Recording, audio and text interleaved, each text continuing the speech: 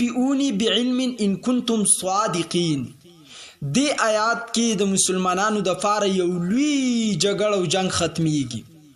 کله چې خلک اختلاف ساتي، حضرت استاجی مفتی عاطف حنفی صاحب دامت برکاتهم العالیه فرمایل کله چې د دنیا نه عقل دیانتداری او چته کړی شي بیا به اختلاف ختمیږي. یعنی اختلاف به یي، اختلاف به همیشه د پاره چلیږي. البته د اختلاف د پاره یو میدان دی، په هغه میدان کې اختلاف کول، په هغه اصول اختلاف کول.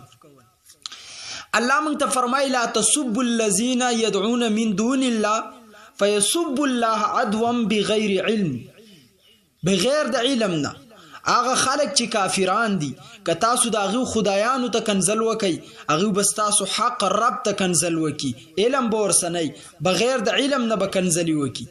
ست تعلیم موږ ته الله راکوي د کافر انا حق خدای چې د الله سره شریک ګرځولې هغه ته به کنزلی نه کې. قرآن موږ ته دا وایي. او نن افسوس دا د خلک اختلاف ساتي، نو اختلاف د کنزلو په میدان کې ساتي چې څومره لوی بکواس وکي دومره لوی مولا حساب شي، چې څومره لوی کنزلی وکي دومره ورته خلک متوجي شي. افسوس خبره ده. همدا وجه ده چې امت تباه کېږي. اختلاف ساتي، اختلاف نه تاسو څوک نه منع کوي، زمونږ نه زیات اختلاف هیڅ څوک نه ساتي، خو کنزل مه کوئ، د کنزلو میدان مه کوئ. که ته وایې چې هغه زما مولا ته کنزل کړل دي زه ورته ځکه کنزل کوم، دا د مسلمان طریقه نه ده. استا مولا ته کنزل وکړو د هغه د ظرف ګندو کوي دي، د هغه حیثیت نو کوي دي، ته د هغه مولا ته کنزلي مه کوه. قرآن الفاظ ورته مه یادوه. عیسی علیہ السلام په باره کې حضرت پیر ذوالفقار احمد نقشبندی رحمت الله علیه هغه واقعه ذکر کړل. و عیسی علیہ السلام ته یو کس کنزل وکړو، نو حضرت عیسی علیہ السلام ورسره سټیم بعد یو خېګړه وکړه. نو یو حواری د عیسی علیہ السلام راغی عیسی ته وی یا عیسی روح الله یسوع هغه تاسو ته کنزل وکړو. اے عیسی د عیسی د عربی لفظ دی، اصل کې د هغه خپل په یسوع نوم عبرانی زبان کې د عربی کې ترجمه ده، اور بیبي مریم د دې معنی د عابده، او بیبي مریم نوم په قرآن کې 13 کرات راغلی، یعنی د هر سفاری مطابق یو ځل الله دا نوم په قرآن کې ذکر کړل دی. اے روح الله هغه سړی ته کنزل وکړو، تا ورڅخه خېګړه وکړه، ولې دې ورڅخه خېګړه کوله، خو تا ته کنزل کړیو. عیسی علیه السلام او فرمایل ورته اے حواریات ساته زما صحابي په لوخي کې چې کم سالن پروتي هغه ته بار ته تویږي، د ظرفو د په ظرف کې ګن پروتو د کنزل وکړو، زما لوخه پاکو دا غنه خسیزونه لویدو دی وجه نه ما ورڅخه خېګړه وکړه. که یو سړی کنزله کوي، کنزلی جواب کنزل نه دی، د نفرت جواب نفرت نه دی رحمانه، د نفرت جواب نفرت نه دی رحمانه. کای دی داغه زبان بدسی، داغه انداز بدسی، داغه کردار بدسی، ته د دلایل په میدان کې خبره کوه، یو ځل بستا الفاظ زیر راوړي چاته کنزلی ولی کې افترام مکوه، د الله نه یره سات، الله به تا کامیابی. ځکه لویم موږ دومره مشکلات تیر کو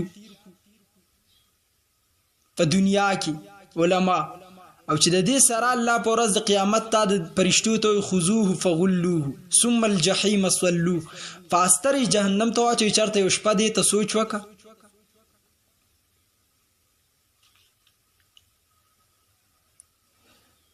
نو که یو سړی ستا مشر ته کنزلیم کوي ته کنزلی مه کوه، همدقه خبره کوه. نبئونی بعلم ان کنتم صادقین، خبر راکئ په دلایل سره، که چرته تاسو رښتونی یی عالم یې نو دلیل ما تراکا، او چې دلیل در سنشته نو پالتو بکواسات کنزلی دا چاته مه کوئ، ښه په آرام زندگی تیروئ. زمونږ څه حیثیت دی چې موږ بل انسان ته کنزلی کو؟ انسان ډیر معزز دی، د هر انسان ادب کوئ، هر انسان ته مقام ورکوئ.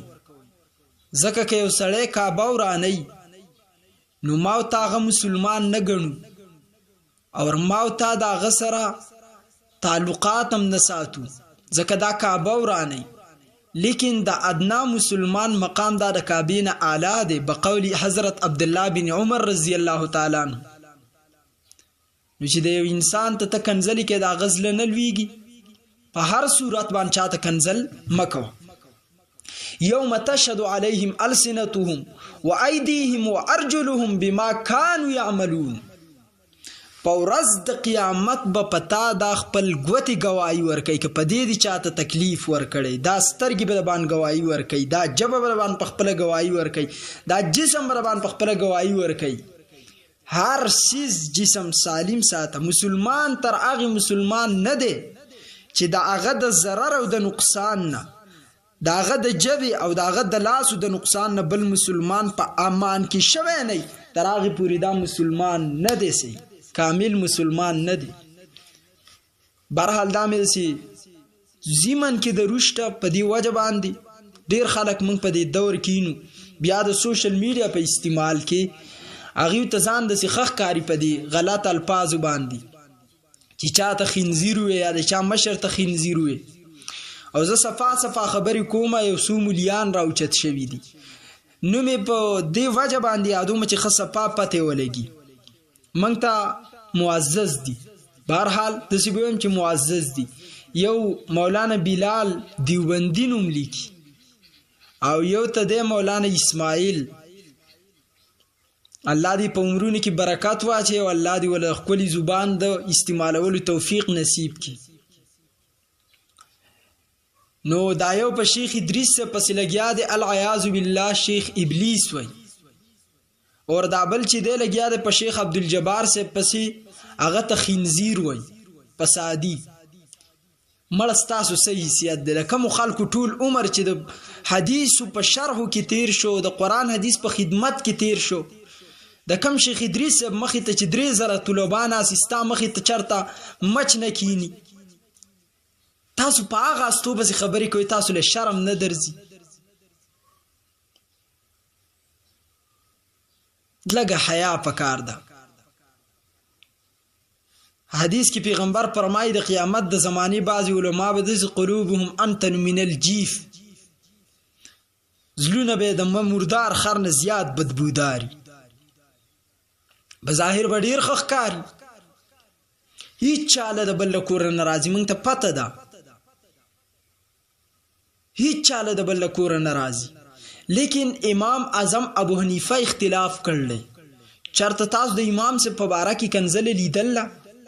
حضرت امام اعظم ابو حنیفه رحمت الله علیه یو کرات یو سړی بس روسته روانو کنزلې ورته کولی، امام ابو حنیفه خاموش روان د ځان پې نه پوهی، الانکه د امام سے پشان مالدار سړی په دور کې بلو امیر او په علم کې داغه بشان څوک نو، لا شرقیه ولا غربیه، نه په مشرق او نه په مغرب کې د خلکو د عوامو په زبان دا وایي چې د امام ابو حنیفه په شان عالم نشته. وایي چې کله امام ابو حنیفه رحمت الله علیه کور ته ورسید نو مخې ورته راواړو، ویلې سړیه ستا زله تش شو که نه یې تش چې زه ودرېږم ته راته کنځلې وکړه، خپل زله تش که، او که تش نو کور ته راورسېدم نه وځم. هغه په دې الفاظو دومره متاثر که چې ور منډه یې کړه او د امام ابو حنیفه رحمت الله علیه لاس مبارک راونی ښکلی کړ چې حضرت ما ستاسو صبر معلومه. ادم معتزله او ساده دهریه او سباسونه کړل. نو بهرحال بعضی ټیم د زبان د استعمالولي، خو بعضی ټیم کې کاته پکار دي چې یار د دین خیر خوريږي یا شر، نو حالاتو ته کاته پکار دي زما په طریقه ځای کنه یار. بهیمه الانعام اته زناور دي، دوه د دې بیل نه دي، دوه د بیزو نه دي، دوه د وخانو نه دي، دوه د غواو نه دي، د غواو د قسم نه. امام ابو محمد عبدالرحمن بن محمد بن ادریس بن مهران المعروف ابن ابي خاتم الرازي رحمه الله وفات 327 هجری د دې آیات تفسیر نقل کړي عن ابي جعفر محمد بن علي ان رجلا سأل عليا عن الهدي مما هو فقال من 8 ازواج فكأن الرجل شك، قال علي تقرأ القرآن؟